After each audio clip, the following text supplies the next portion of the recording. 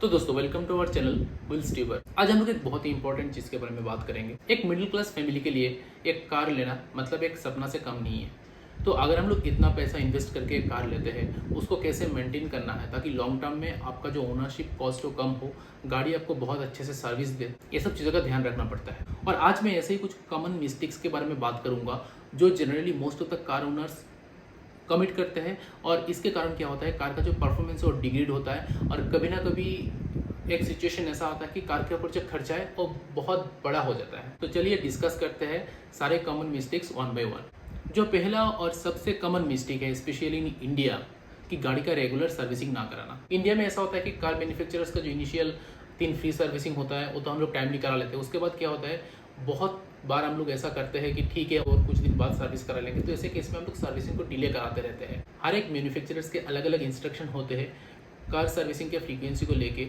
जैसे कभी कभी आपको रहेगा कि एवरी 10,000 किलोमीटर्स में आपको कार की सर्विसिंग कराना है, या तो साल में एक बार कार की सर्विसिंग कराना है। तो आपको मैन्युफैक्चरर के इंस्ट्रक्शन के बेस में कार के रेगुलर सर्विसिंग कराना चाहिए। उसमें क्या होता है, आपका कार का हेल्थ सही रहेगा, कार का इंजन ऑयल टाइमली चेंज होगा, कार में कोई भी चीज़ में कुछ भी दिक्कत है तो आपको इन एडवांस पता चल जाएगा और आपके सेफ्टी कंप्रोमाइज़ नहीं होगा।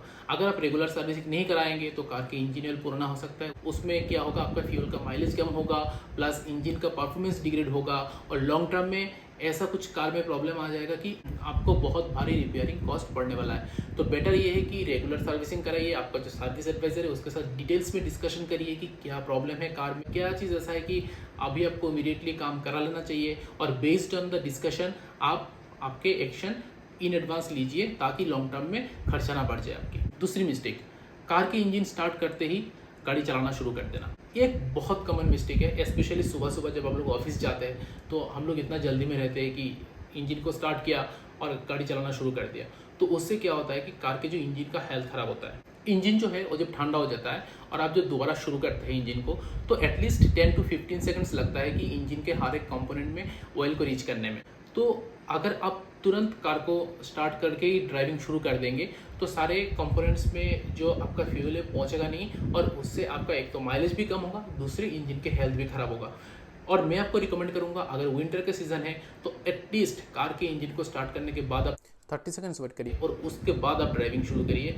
ये आप हमेशा ध्यान रखना, ये आपकी कार की लॉन्ग टर्म मेंटेनेंस के लिए बहुत एक इम्पॉर्टेंट चीज़ है जो आपको बहुत हेल्प करेगा। तीसरा मिस्टेक, टायर प्रेशर को रेगुलर मॉनिटर ना करना। मैंने पहले भी एक वीडियो में बताया था कि कार के जो टायर प्रेशर है उसको रेगुलर मॉनिटर करना बहुत इंपॉर्टेंट है आपको बेटर माइलेज मिलने के लिए। उसके अलावा कभी कभी ऐसा होता है कि स्पेशली जब हम लोग नया नया कार खरीदते हैं तो हमारा हैबिट बनता नहीं है कि ड्राइविंग शुरू करने के पहले जो चारों टायर्स है उसके एयर प्रेशर एक बार चेक कर लेना है। ऐसे आप विजुअली भी चेक कर सकते हैं और आजकल तो अच्छे कार्स में आपको वार्निंग ही आ जाता है अगर कोई भी टायर में टायर प्रेशर कम है तो एक बहुत इंपॉर्टेंट चीज़ है। रास्ते में कभी भी कुछ भी सेफ्टी कॉम्प्रोमाइज़ हो सकता है। अगर आपका टायर प्रेशर सही नहीं है या तो एकदम फ्लैट टायर हो गया। काफ़ी बार ऐसा होता है कि जो न्यू ड्राइवर्स होते हैं, जो न्यू कार ओनर्स होते हैं, वो लोग फ्लैट टायर में ही कार को ड्राइव करते हैं। तो आपको ज़रूर ये चीज़ चेक करना है कि कार का टायर तो फ्लैट नहीं है, पंक्चर तो नहीं हो गया। और अगर आपके डैशबोर्ड में वार्निंग साइन आ रहा है तो आप उसमें ज़रूर ध्यान दीजिए, आप इमीडिएट एक्शन लीजिए। उसके अलावा भी मैं आपको सजेस्ट करूँगा, आप जब भी फ्यूलिंग कराने जाते हैं अपने कार की तब आप ज़रूर एक बार एयर प्रेशर चेक करा लीजिए। चौथा mistake, not understanding the dashboard warning science properly. तो दोस्तों हर एक कार की कुछ डैशबोर्ड वार्निंग साइंस रहता है और उसके कुछ इंपॉर्टेंस रहता है। तो आपको समझना है हर एक जो वार्निंग सिंबल्स है उसका सिग्निफिकेंस क्या है। आपके कार के साथ एक कार के मैनुअल होता है, उसमें सारे डैशबोर्ड वार्निंग सिंबल और उनके सिग्निफिकेंस क्लियरली लिखा हुआ रहता है। मैं आपको सजेस्ट करूंगा, कार लेने के बाद आप नया कार या पुराना कार कुछ भी ले रहे हो, आपके पास अगर मैनुअल की हार्ड कॉपी नहीं है, आप ऑनलाइन डाउनलोड कर सकते हो स्पेसिफिक मॉडल के मैनुअल और आप एक बार पढ़ लीजिए ताकि डैशबोर्ड में कभी भी अगर कुछ भी वार्निंग सिग्नल आ रहा है आप उसको ज़रूर डिकोड कर पाए, आप उसका सिग्निफिकेंस आप समझ पाए, अकॉर्डिंगली आप एक्शन ले पाए। ये जो डैशबोर्ड के वार्निंग सिग्नल्स है ये आपको इंजन, ब्रेक और टेम्परेचर के ऊपर बहुत ही इंपॉर्टेंट सिग्नल देता है। तो आपको ज़रूर समझना चाहिए ताकि लेटर ऑन जाके आपको बहुत ज़्यादा पैसा का खर्चा हो जाए। Number 5, basic car repairing tool को अपने साथ ना रखना। अगर आप देखेंगे तो गाड़ी के साथ ही एक रिपेयरिंग किट आता है, प्लस उसके अलावा भी आपको मार्केट में एक पूरा प्रॉपर किट सेट मिल जाता है आप ऐसा सोचिए कि आप लेट नाइट को कोई भी ट्रेवल कर रहे हैं, तो हाईवे में ट्रेवल कर रहे हैं और कोई माइनर रीज़न के लिए आपका कार स्टॉक हो जाए। तो ऐसे सिचुएशन में आप स्टॉक ना जाओ, इसलिए आपको कुछ बेसिक टूल्स कार में रखना चाहिए, जैसे टायर में हवा बनना, flash light, jumper, cables, duct tape, wheel clamps, hammer etcetera. तो ऐसे अगर सारे बेसिक टूल्स आपके पास रहता है, तो जब भी आपके कार में कोई भी माइनर प्रॉब्लम आएगा और ऐसे आप सिचुएशन में फंस चुके हो, आप ज़रूर वहाँ से निकाल सकते हैं, एटलीस्ट नियरेस्ट गैराज तक आप पहुँच सकते हैं और बाकी चेकअप जो आपका डिटेल्स में आप करा सकते हैं। नंबर 6, ये स्पेशली जो न्यू कार ओनर्स होते हैं वो लोग बहुत ज़्यादा ये मिस्टेक कमिट करते हैं, वो है आपका हैंड ब्रेक को एंगेज करना और रिलीज़ करना। तो कभी कभी ऐसा होता है कि जब हम लोग गाड़ी को पार्किंग करते हैं तब हम लोग एंगेज करना भूल जाते हैं, या तो ऐसा होता है कि जब हम लोग गाड़ी ड्राइविंग करना शुरू करते हैं तो उसको रिलीज़ करना भूल जाते हैं हैंड ब्रेक को। तो ये आपको ज़रूर एक हैबिट बना लेना है, जब भी आप इंजन को स्टॉप कर रहे हो तुरंत आपका जो हाथ है वो हैंड ब्रेक में जाना चाहिए और आपको हैंड ब्रेक एंगेज कर लेना चाहिए।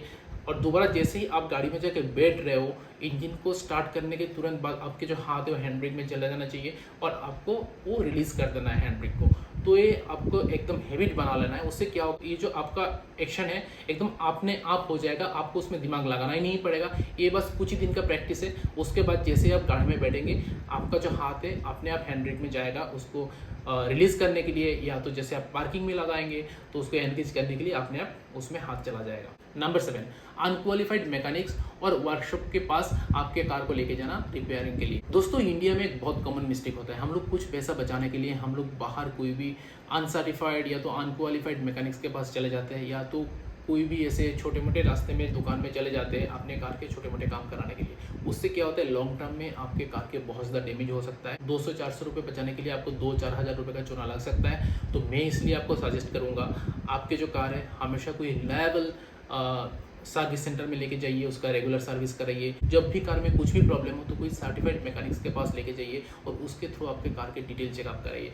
उससे लॉन्ग टर्म में आपका जो ओनरशिप कॉस्ट है वो बहुत कम लगेगा। Number 8, driving on empty tank. तो दोस्तों ये क्या होता है, काफ़ी बार एक्सपीरियंस ड्राइवर भी ये मिस्टेक ज़रूर कमिट करते हैं। उनको लगता है कि एकदम लास्ट ड्रॉप तक अगर मैं गाड़ी को ड्राइव करूँगा तेल खत्म होने के पहले तो मुझे बेटर माइलेज मिल सकता है। ये दोस्तों गलत है, क्योंकि आपकी गाड़ी का जो एआई सिस्टम है वो कैलकुलेट करके आपको देता है कि आपका जो भी फ्यूल बचा हुआ है उससे आप कितना डिस्टेंस जा सकते हैं। लेकिन ये जो हिसाब होता है that is a lump sum हिसाब, तो आप ना उसके ऊपर 100% भरोसा नहीं कर सकते। तो एकदम लास्ट ड्रॉप तक आपके फ्यूल टैंक को खाली करके ड्राइव करना it can be very dangerous and unsafe for you. मैं आपको सजेस्ट करूंगा, जैसे ही वार्निंग साइन आता है कि आपका फ्यूल लो है, आप तुरंत पेट्रोल पंप में जाइए और आपका गाड़ी का रिफ्यूलिंग करा लीजिए। उसमें क्या होगा, लॉन्ग टर्म में आपको गाड़ी का मेंटेनेंस कॉस्ट नहीं पड़ेगा। तो दोस्तों ये था कुछ कॉमन मिस्टेक्स जो हम लोग कार ओनर्स अपने डे टू डे लाइफ में कमिट करते रहते हैं।